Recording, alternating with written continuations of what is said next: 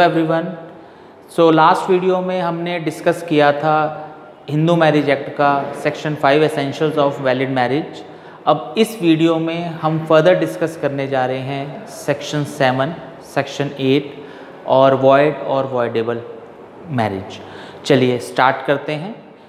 Section 5 of Hindu marriage act essentials जो हम already discuss कर चुके हैं, उसके बाद हमारा नेक्स्ट सेक्शन आता है section 7। Section 7 Hindu marriage act कहता है कि हिंदू मैरिज में कुछ रीति रिवाज आपको करने पड़ते हैं, कुछ सेरेमनीज़ होती हैं, कुछ रिचुअल्स होते हैं। वो रिचुअल्स आपको परफॉर्म करने पड़ते हैं अगर आप अपनी मैरिज को वैलिड करार देना चाहते हैं। लॉ कहता है कि आपको सप्तपदी पूरी करनी पड़ेगी, तभी वो मैरिज वैलिड मानी जाएगी। अगर वर और वधू ने 7 फेरे अग्नि के साक्षी मानते हुए नहीं लिए तो वो मैरिज वैलिड नहीं होगी। तो सेक्शन 7 बोलता है कि वो मैरिज कंप्लीट और बाइंडिंग तभी होगी जब सप्तपदी होगी। और सप्तपदी का मतलब है कि आग को, ईश्वर को साक्षी मान के आपको आग के, अग्नि के 7 फेरे लेने हैं। 7वां फेरा जब पूरा होता है तब वो आपका जो मैरिज है वो वैलिड मानी जाती है। अगर आपका 7 फेरा पूरा नहीं हुआ तो उस केस के अंदर वो जो मैरिज है वो वैलिड नहीं मानी जाएगी, वो वॉइड आपकी मैरिज बन जाएगी। इसके बाद बात करते हैं हम सेक्शन 8 की। सेक्शन 8 ऑफ द एक्ट कहता है कि आपको रजिस्ट्रेशन कराना कंपल्सरीली है। ये पावर हमने स्टेट गवर्नमेंट को दी है। रजिस्ट्रेशन की बात करता है हिंदू मैरिज की, जो रजिस्ट्रार के पास जाके आप कोर्ट मैरिज के नाम से भी इसको जानते हैं।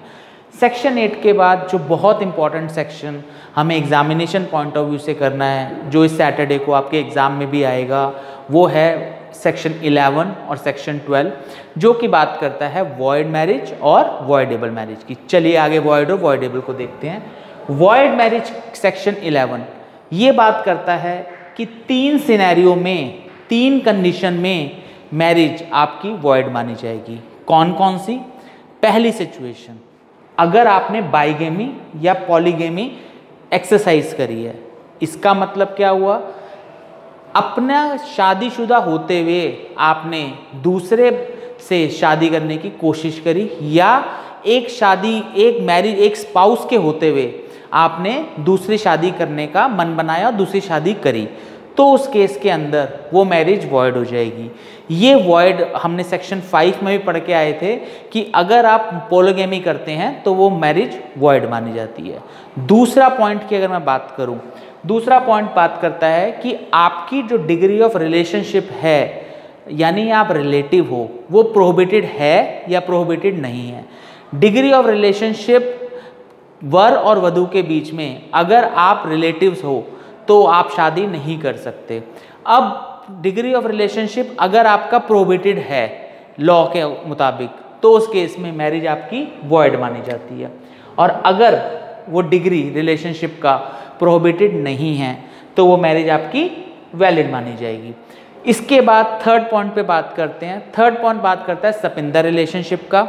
अगर सपिंदा रिलेशनशिप यानी कॉमन एंसेस्टर्स के, आपका पूर्वज जो हैं वो कॉमन है, अगर आप सपिंदा रिलेशनशिप में हो, इसका मतलब वर और वधू दोनों सपिंदा रिलेशनशिप में हैं, तो उस केस के अंदर जो मैरिज होगी आपकी वो वॉइड मानी जाएगी। अगर आप सपिंदा रिलेशनशिप में हो, उसके बाद भी आप वर और वधू मैरिज करते हैं, तो वो मैरिज आपकी वॉइड मानी जाएगी। अन्यथा वो मैरिज आपकी वैलिड मानी जाएगी अगर आपका degree of relationship beyond sapinda relationship है। तो सेक्शन 11 में हमने 3 कंडीशन पढ़ी। एक बार समराइज कर लेते हैं, फिर आके वॉइडेबल मैरिज पे चलते हैं सेक्शन 12 में। पहला पॉइंट जो हमने पढ़ा, पॉलीगैमी या बाइगैमी। दूसरा पॉइंट हमने पढ़ा प्रोहिबिटेड डिग्री ऑफ रिलेशनशिप।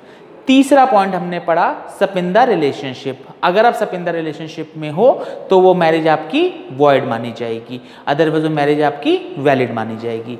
अब चलते हैं हम आगे सेक्शन 12 में, जो बात करता है वॉइडेबल मैरिज पे।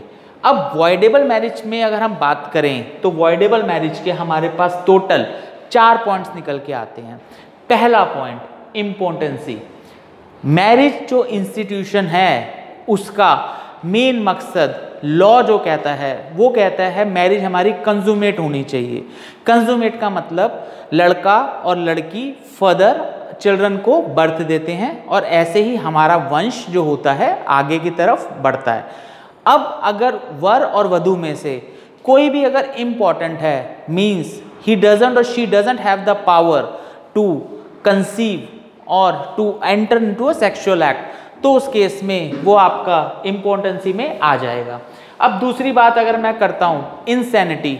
इंसैनिटी का मतलब हुआ कि आप पागल हैं। अगर आप पागल हो तो उस केस के अंदर आप वॉइडेबल मैरिज में, ये बात हम सेक्शन 5 में पढ़ के आए थे कि जिस टाइम पे मैरिज हुई है उस टाइम पे आपका चेक किया जाता है। अब हम चेक क्या कर रहे हैं, मैरिज होने के बाद इन केस अगर कोई दोनों पार्टनर में से कोई भी पार्टनर अगर पागल घोषित किया जाता है तो वो इनसेन हो जाएगा। इनसैनिटी के केस के अंदर वो मैरिज आपकी वॉइडेबल मानी जाएगी। फिर इसके बाद तीसरा केस की बात करते हैं। मैरिज के टाइम पे जो कंसेंट ली गई है वर या वधू की, दोनों में से जो भी कंसेंट ली गई है वो बाय फोर्स ली गई है, गन पॉइंट पे ली गई है या फ्रॉड किया है आपने दूसरे बंदे को फ्रॉड करके उससे कंसेंट ली है मैरिज की, तो उस केस के अंदर जो मैरिज होगी वो वॉइडेबल मानी जाएगी। चौथे पॉइंट की अगर मैं बात करूं, जिस टाइम पे मैरिज हो रही थी उस टाइम पे जो पर्सन था, जो रिस्पोंडेंट था वो प्रेग्नेंट था। इन केस अगर वो प्रेग्नेंट है तो उस केस में रिस्पोंडेंट, तो जो मैरिज मानी जाएगी आपकी वो वॉइडेबल मानी जाएगी। प्रेगनेंसी जो चेक की जाएगी at the time of marriage check की जाएगी और वो प्रेगनेंसी आपकी जिस लड़के से शादी हो रही है उससे कंसीव नहीं हुआ, किसी और पर्सन से उसका रिलेशन है और वहाँ से उसकी प्रेगनेंसी अराइज हुई है।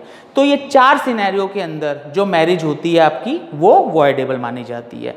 एग्जाम के अंदर वॉइड और वॉइडेबल का सेक्शन 11 और सेक्शन 12 अलग अलग आता है और आपको उसको एक्सप्लेन उसी तरीके से करना है। इस पूरे सेक्शन 12 का इम्पैक्ट क्या होगा, मैरिज आपकी एन्यूल कर ली जाती है, मैरिज आप तोड़ सकते हैं बाय डिक्री ऑफ नलिटी। आपको कोर्ट में एक एप्लीकेशन लगानी पड़ेगी, पेटिशन फाइल करनी पड़ेगी, जहां पे आपको कोर्ट से ये दरखास्त करनी होगी कि मेरी मैरिज को इन रीज़न की वजह से हुई है, अब मेरी मैरिज को आप एन्यूल करो, मैरिज को आप अमान्य घोषित करो। ये हमारा हुआ सेक्शन 12। इसके बाद हमारे पास बहुत इंपॉर्टेंट चीज़ 2 रह गई। पहला डिफरेंसेस। डिफरेंसेस की अगर मैं बात करूं, एग्जाम में अलग से एक क्वेश्चन आएगा आपका सैटरडे को जो आपका एग्जाम है कि सेक्शन 11 और सेक्शन 12 में वॉइड और वॉइडेबल में क्या क्या डिफरेंस होता है। चलिए अब हम आगे कंटिन्यू कर रहे हैं अपना difference between void and voidable marriage. सबसे पहले वॉइड का लीगल इफेक्ट कुछ नहीं होता। लीगल इफेक्ट कुछ नहीं का मतलब दैट इज नलिटी, वो एग्जिस्ट करती ही नहीं है। कानून की नज़र में वॉइड मैरिज एग्जिस्ट ही नहीं करती। अब बात करते हैं वॉइडेबल की। वॉइडेबल मैरिज जो होती है कानून की नज़र में उसको हम कहते हैं कि वो वैलिड है, बट जब तक दूसरी पार्टी ने कोर्ट में दरखास्त नहीं दी, कोर्ट में एप्लीकेशन नहीं दी उसको अमान्य घोषित करने की, उसको वॉइडेबल घोषित करने की, तो उस केस में वो मैरिज आपकी वैलिड रहती है। जब पेटिशन दे दी जाती है और डिक्री आ जाती है तो मैरिज आपकी नल बन जाती है। पहले पॉइंट के बाद सेकंड पॉइंट देखते हैं, स्टेटस। वॉइड मैरिज स्टार्टिंग से ही वॉइड होती है, सिंस फ्रॉम द बिगिनिंग इसका कोई अस्तित्व ही नहीं है। इस मैरिज का कोई भी अस्तित्व इस समाज में नहीं है जो कि मैरिज वॉइड है। बट वॉइडेबल जो होती है, वॉइडेबल मैरिज वैलिड रहती है जब तक कोर्ट में पेटिशन फाइल नहीं की जाती। कोर्ट में पेटिशन फाइल करके जब डिक्री आ जाती है आपके फेवर में, तब वो मैरिज आपकी नलिटी बन जाती है, तब वो मैरिज मानी जाती है कि मैरिज आपकी एन्यूल हो गई।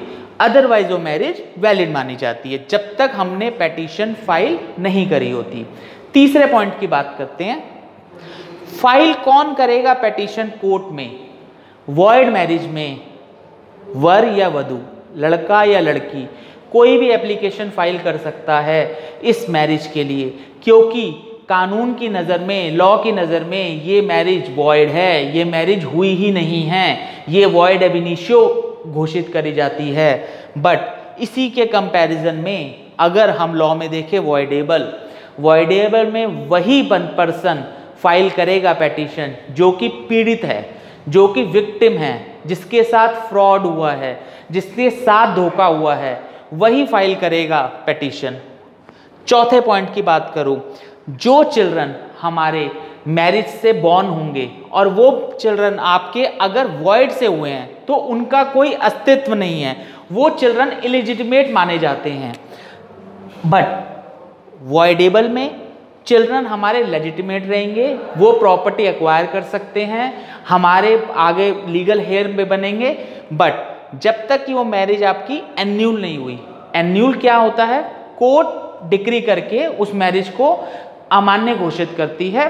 तो जब तक कोर्ट की डिक्री नहीं हुई तब तक वो मैरिज वैलिड रहेगी। कोर्ट की डिक्री आ गई, वो मैरिज आपकी एन्यूल मानी जाएगी, तो वॉइडेबल हो गई। उसके बाद राइट्स एंड ऑब्लिगेशन, जो लास्ट पॉइंट है, rights and obligation void marriage में होते ही नहीं हैं। लड़का और लड़की के कोई भी राइट्स एंड ऑब्लिगेशंस अराइज नहीं होते वॉइड मैरिज के अंदर। बट इसी के कंपैरिजन में अगर हम बात करते हैं वॉइडेबल में, तो उनके राइट्स भी अराइज होते हैं, ऑब्लिगेशन भी अराइज होते हैं, जो उनकी मैट्रिमोनियल ड्यूटीज़ हैं, जो उनके मैट्रिमोनियल राइट्स हैं, वो सारे अराइज होते हैं। बट कब तक, जब तक कि पेटिशन फाइल नहीं हुई और कोर्ट की डिक्री नहीं आई। जब कोर्ट की डिक्री आ जाती है उसके बाद वो मैरिज एन्यूल हो जाती है। तो राइट्स एंड ऑब्लिगेशन क्रिएटेड होते हैं as it is a lawful marriage, but petition file करने के बाद वो राइट्स एंड ऑब्लिगेशन भी खत्म हो जाते हैं। तो ये दोस्तों हमने डिफरेंस पढ़ा वॉइड और वॉइडेबल में। एग्जामिनेशन पॉइंट से हमारा वॉइड एंड वॉइडेबल बहुत इंपॉर्टेंट है। सैटरडे के एग्जाम में ये क्वेश्चन आपको पक्का मिलेगा। चलिए, thanks for watching this video. Next video में मिलते हैं आगे के टॉपिक्स कवर करने के लिए। If you like this video, do watch it and subscribe it and follow this. Thank you.